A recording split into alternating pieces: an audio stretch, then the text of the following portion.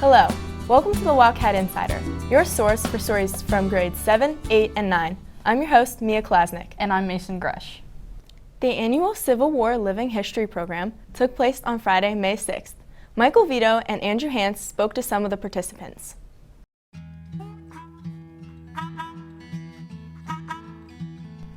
On Friday, May 6th, the 9th grade U.S. History 1 class experienced a Civil War reenactment in C-106. The reenactors showed a variety of different things that the soldiers used in their everyday lives at war. We spoke with one of the reenactors after the reenactment.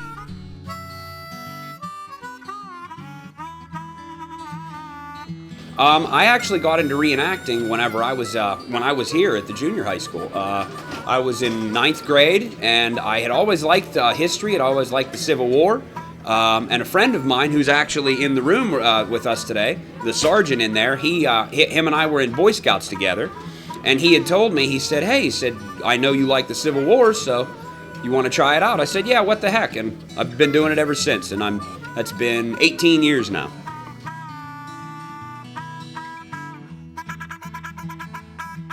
Yes, this is a real firearm.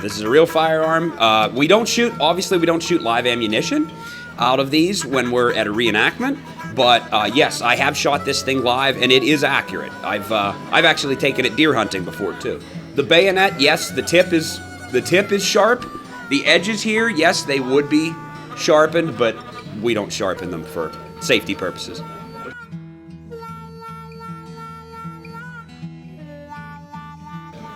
Just the trying to be someone who you're not. Trying to step back 160 odd years and put yourself in someone else's shoes and see how they lived and how they fought and how they marched. It's a lot of fun. On Tuesday, May 17th, the band and choral students shared their musical talents in the annual spring concert. Here are some highlights.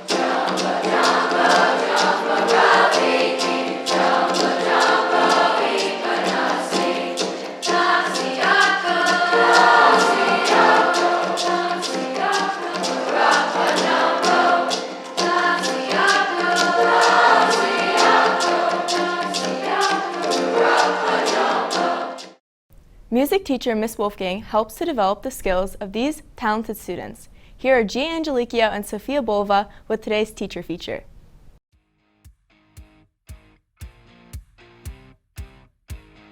Where did you go to high school? Well, I went to Derry, so I guess I'm actually your rival. Where did you go to college? I went to Grove City College in Grove City, Pennsylvania. Have you always wanted to be a teacher? Have I always wanted to be a teacher? Well, kind of. I remember I had a little chalkboard that was in my bedroom when I was a kid, and I always pretended to be a teacher, and I'd line up all my dolls and my stuffed animals, and I'd teach them things.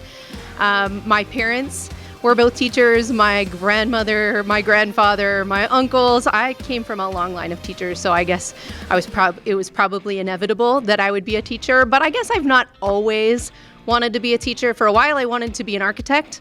And of course, a marine biologist, because what 7th grade girl doesn't want to be a marine biologist? And a couple of other things, but I landed on my passion, which is being a teacher. What would your students be surprised to find out about you? I don't know if this would be a surprise or not, but I would probably rather be in the woods, hiking or camping, or on a lake or a river in my kayak. What is your hidden talent? A hidden talent? Well, a stupid human trick, I guess. I can make my finger look dead. What is your favorite teaching memory? My favorite memory from being a teacher? Well, it's a whole bunch of memories kind of combined into one. I love musical season. I love doing musicals with all of my students, and I have so many amazing memories with amazing kids over the years doing musicals. Joining the forensics team is a great opportunity for students as they move to the senior high school. Reporter Noah Hoff spoke to Dr. Bompiani Smith and some of the team members about this unique program. It is the speech and debate team. So if you like to debate, this is the activity for you. We have 3 forms of debate. We have Lincoln Douglas debate, which is a one-on-one debate. And we have public forum debate, which is a 2-on-2 team event. And then we have extemporaneous debate, which is where you get a topic and within 5 minutes you have to speak on it. So that can be a lot of fun. The students enjoy that. And then we have interpretation events, which are poetry, prose, humor, duo, dramatic interpretation, where students are taking a piece of literature or a part of a play or a poem and they're interpreting it for an audience. And duo is a partner event, so you have that option as well. And then we have Student Congress, which is set up like a mock Congress, like we would have in our House of Representatives or our Senate, and students debate bills that are written by other students and then vote on them just like our actual legislators do. So I joined the team because I enjoy debating with people, with my friends, and I wanted to get better with less anxiety in like presentations and speaking to people throughout all different types of speeches. I think others should join the team because it's really going to up your public speaking skills, and it also helps you gain a lot of confidence. So if you're taking any kind of English class or history class where you end up having to do a presentation, you're most likely going to be able to perform a lot better. And beyond that, it also looks really good on college applications. And there's just a lot of opportunities within the speech and debate district that you can take a hold of and take advantage of. The forensic team is open to grades 9 through 12. Anybody can join, and you don't have to try out. If you are interested in the forensic team and being part of speech and debate, you are welcome to come and join at any time. We usually meet sometimes in the Wildcat time in the high school is in the morning, sometimes during lunch and learn, and a few times after school once we get closer to competition times. And there is a Google Classroom and a Remind that you can join to keep up to date. And if anybody is interested, you just have to contact me and I can let you know the rest. With only a few days left in the school year, Bree Hoffer and Lainey Bozert asked students and staff about their summer plans. What are your plans for this summer? I'm just looking forward to spending time with family. My plans for the summer are to stay active and get in the gym more. I'm going to the beach with family. I'm going to the pool. My plans for this summer are to hang out with my friends and swim in my pool. Hanging out with my boy Dale Hennigan. Playing hockey. I am planning to go to Indiana at a dive. It's called Dive Fest, and I plan to pull a triple front flip off a 10-meter diving stand. Hi, I'm going to be camping all summer with my kids in an RV. We're going to do a lot of fishing and kayaking and biking and hiking, and it's going to be great. Have a great summer. As the temperature continues to rise, Maddie Slater and Bradley Bodnar show you how to make a treat to cool you off in the summer heat. Summer is almost here. Here's how to make your own fruit popsicles. First, get a bowl and add 1 cup of yogurt. Next, add half a cup of strawberries to your yogurt. Make sure to mix them up. Put your strawberries and your yogurt mixture into the popsicle containers.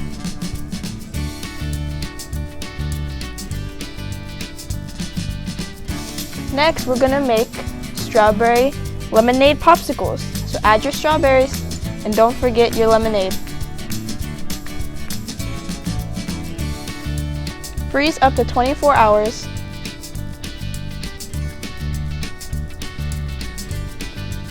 Enjoy!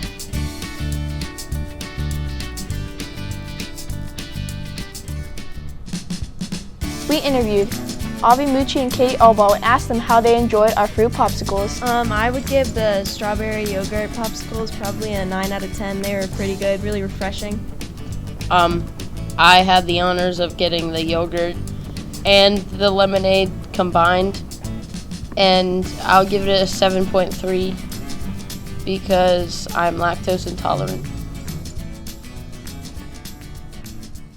As you start to enjoy the beautiful weather, it is important to remember the UV rays are stronger during the spring and summer months.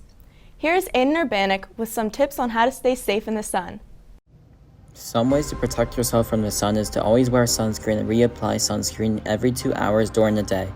Be sure to reapply when you are swimming in water. Another tip is to avoid sun in the middle of the day from about 10 a.m. to 3 p.m.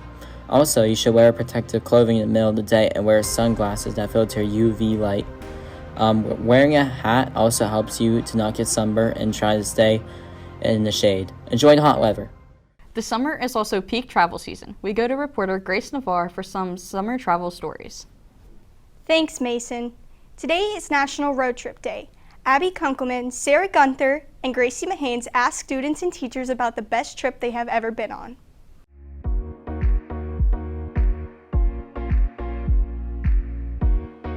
My favorite trip is when I actually went to Costa Rica. It was like a totally rad experience. Disneyland. Jack's house. Florida. And my 2 favorite trips I've ever been on were to Ocean City and to Texas. The best trip that I've been on was Virginia Beach for wrestling. My favorite trip was 6th grade camp. I went to Boston in 6th grade with my cousins. North Carolina. Sunnyvale Trailer Park. Jamaica. Favorite trip is Outer Banks in Maryland. And when I went to Disney World. My husband and I went to Greece and Italy for one of his college teammates' weddings, and that was one of the best trips we've ever taken. Different kinds of trips have had different appeals, but I think my favorite trip was a trip that I took to France with my wife in 2000. We celebrated our 10th anniversary on Bastille Day, which is like French 4th of July, in Paris. We were married on July 14th, and that's Bastille Day in France, and we had our 10th anniversary there. And it was a neat trip altogether, and that was a really neat experience. In honor of National Road Trip Day, Kiara Mongaluzzo and Robin Riley asked students and staff if they could take a road trip with one person, who would it be?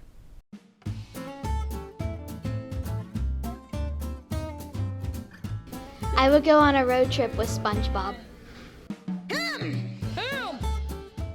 Ariana Grande. Nicki Minaj. Haley. Sophie. Yeet, the rapper. Savannah Flick. Ryan Reynolds. My only choice is my mother, Mrs. Finger. Taking road trips is a key summer adventure. Coco Descano and Maria Angelicchio asked students and teachers what has been their favorite state to visit. Probably Florida, because I always go to the beaches there every summer. My favorite state is Alabama. Mine is Illinois. Mine is Pennsylvania. I like Pennsylvania because I live here. My favorite state is Oklahoma. Florida, because I hang out with Giada. Texas. Arkansas. Rhode Island. Florida. Colorado. With gas prices rising, some trips may be harder to take. Nick Pervarnik shares some trips you can go on this summer. Have you ever wanted to go on vacation but just couldn't find the right spot for you and your family? This is 5 cost-effective summer vacations. Number 1, the Grand Canyon. This is the original road trip spot with a great view, $30 per car to visit, and it's in Arizona. Number 2, Niagara Falls. This is a waterfall attraction bordering Ontario and New York, crossing the U.S. border. This place has beautiful sights as well as $50 hotels, and it has 2 different locations that you can visit. Number 3, Philadelphia. This city in PA is known for its museums and historical articles like the Liberty. Museums and history, $90 a night hotels, plus it's in PA. Number 4, Charleston. This city in South Carolina is home to the country's only tea factory. There is plenty to do as well, including Folly Beach and your own boat ride to Fort Sumter. Fun attractions, flight tickets cheap as $90, South Carolina. Number 5, Tucson. If you like the desert and other rural areas, this place is packed with wildlife and plenty to do, including the Saguaro National Park. They have plenty of cowboys and Mexican foods, $50 a night hotels, and it's in Arizona, USA. You may want to check out one of the top 5 family vacation spots in the U.S. Here is Jeslyn Peterson with the list. Top 5 favorite vacation spots.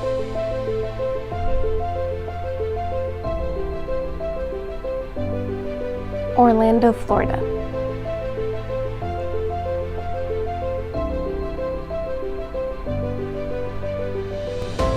Anaheim, California.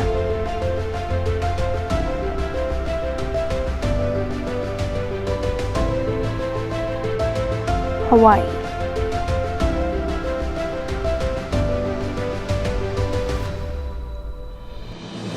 Outer Banks, North Carolina.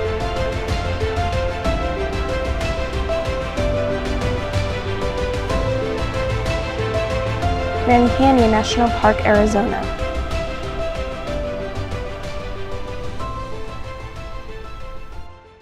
If you had a choice, where would you like to spend your vacation?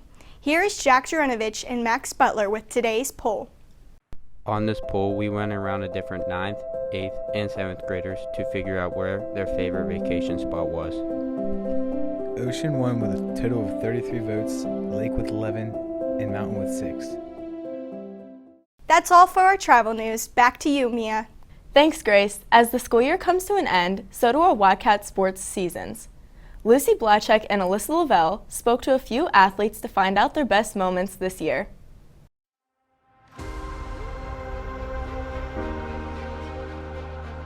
I had a hit that went into the gap in the outfield and it scored 2 runs. My favorite memory from the season is going to Dino's with the team. And my favorite memory was when I crossed up Eli Toth. My greatest memory of playing volleyball is probably when I had the game-winning serve. The bus rides. Whenever I shot a goal, bottom corner. NFL draft signings and voluntary off-season workouts are underway. Here's Alex Dominic and Matt Marino with a recap of the NFL Draft Day.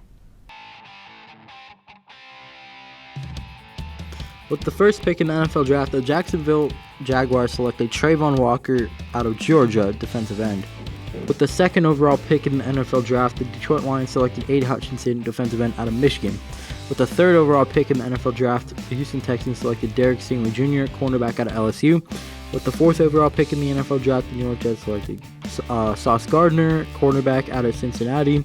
With the fifth overall pick in the NFL Draft, the New York Giants selected Kayvon Thibodeau, defensive end out of Oregon. With the 11th pick in the draft, the New Orleans Saints traded up 5 spots from the Washington Commanders pick and selected Chris Olave, wide receiver out of Ohio State. With the 12th overall pick in the NFL Draft, the Detroit Lions traded up 20 spots via the Minnesota Vikings and selected Jameson Williams, wide receiver out of Alabama. With the 14th pick in the draft, the Baltimore Ravens selected Kyle Hamilton, safety out of Notre Dame. With the 18th overall pick in the NFL Draft, after trading wide receiver A.J. Brown to the Eagles, the Titans select the replacement wide receiver Treylon Burks out of Arkansas. With the 20th overall pick in the NFL draft, the Pittsburgh Steelers picked the hometown QB Kenny Pickett out of Pitt.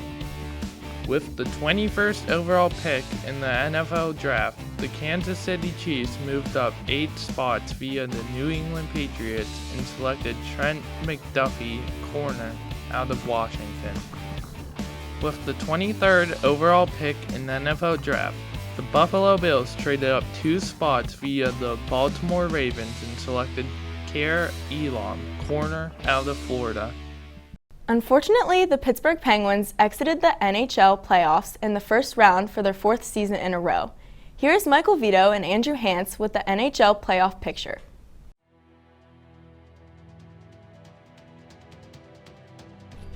Pittsburgh Penguins have qualified for the Stanley Cup playoffs for the 16th straight season.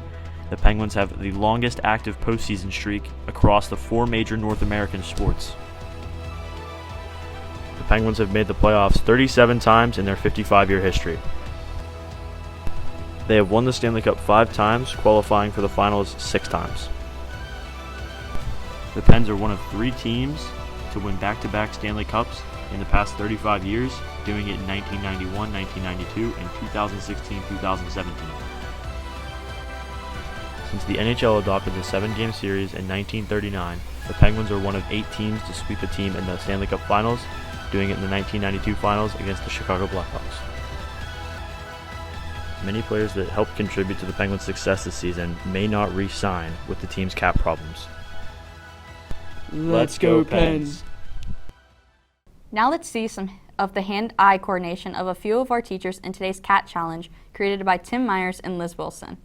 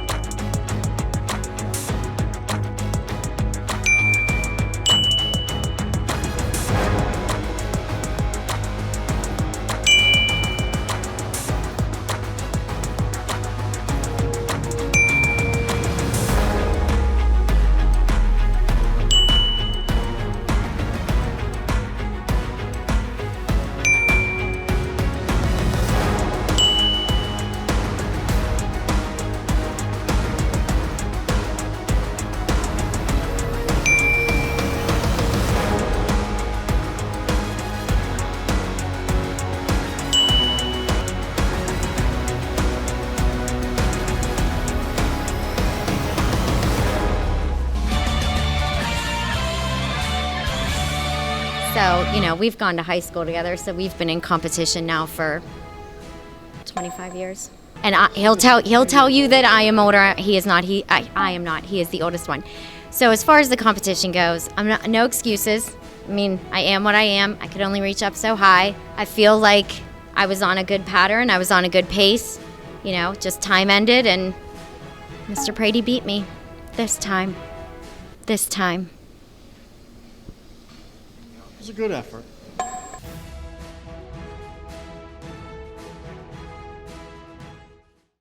Well, they didn't have the speed of a cheetah, which is the fastest land animal, but they were pretty quick. Grace Navarre and Brandon Reno asked students and staff if they were an animal, what would they be?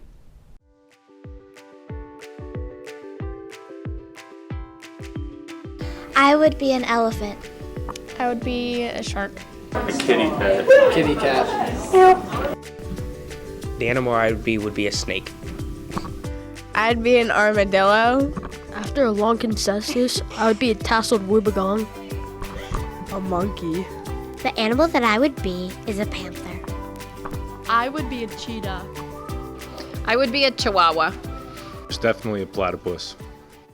Since a young age, most of us have loved the characters and animals brought to life by Disney movies and shows.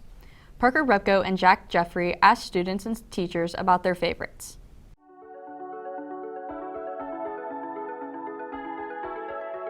Encanto. Simpsons. Shrek. Dog with a blog. If I'd have to say one, it'd probably be Cars. Well, that's a hard question. See, my favorite Disney princess would probably be The Little Mermaid, so I like that movie, but if I'm not picking a Disney princess, it would probably be The Lion King.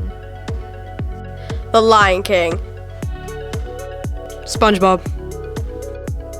The Little Mermaid. Ratatouille. On May 30th, we honor the men and women who died while serving in the U.S. military.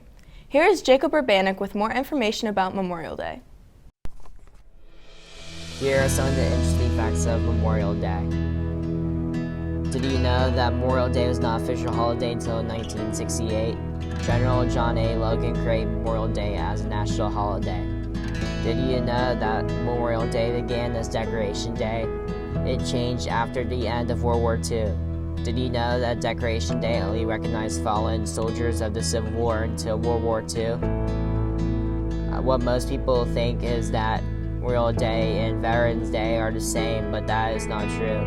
Memorial Day honors the men and women who died while serving in the U.S. military, and Veterans Day honors the people of the U.S. military.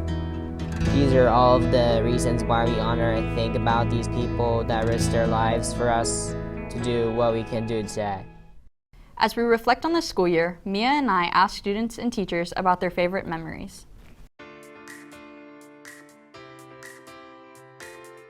Owen Burkett put whipped cream on a paper plate and then pied Mr. Fenton in the face as a prank. When Owen Burkett won the eating competition.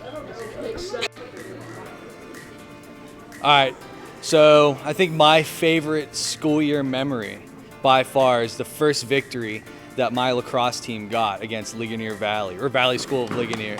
We beat them real good, so that's definitely my favorite memory because good team, good group of kids, good coaches, all around. It was a fun time.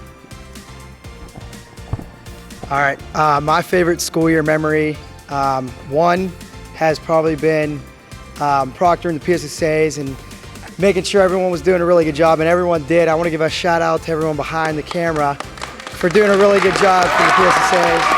And second would be playing outside with the kids and making sure to beat them up on some sports. And Yeah, like that, kickball all day.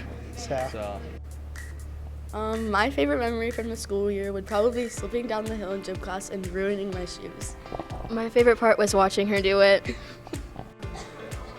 My favorite memory is the Berry Ball tournament. And my favorite memory is meeting all my friends. Origami in Miss Logan's room. Visiting Mr. Snyder. Eating lunch. We end our show with a bit of laugh and some Wildcat Insider bloopers created by Avi Mucci and Katie Albaugh. After many Wildcat Insiders, here's some bloopers.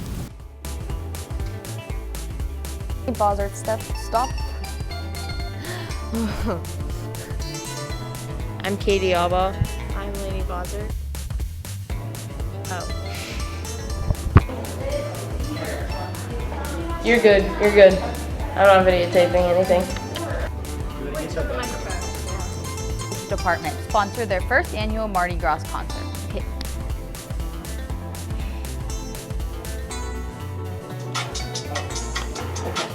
Very good. Wait, I stopped it because you guys weren't ready. Jingle bells. Jingle bell. Bro, the audacity. No, the audacity.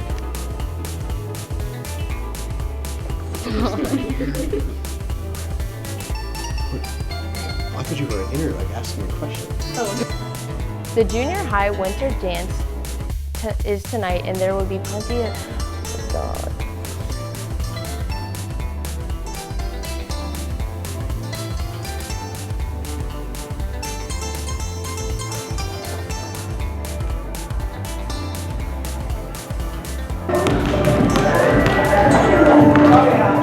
Assault is also not allowed. No, so don't like reach over and hit their tower. Don't like throw a cup and hit the tower. Fine.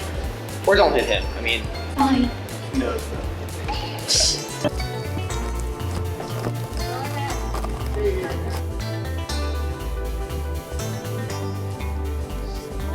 Okay, now I'm. What's the best thing? What? Thanks for tuning in to this final edition of the Wildcat Insider. We hope you have a wonderful summer.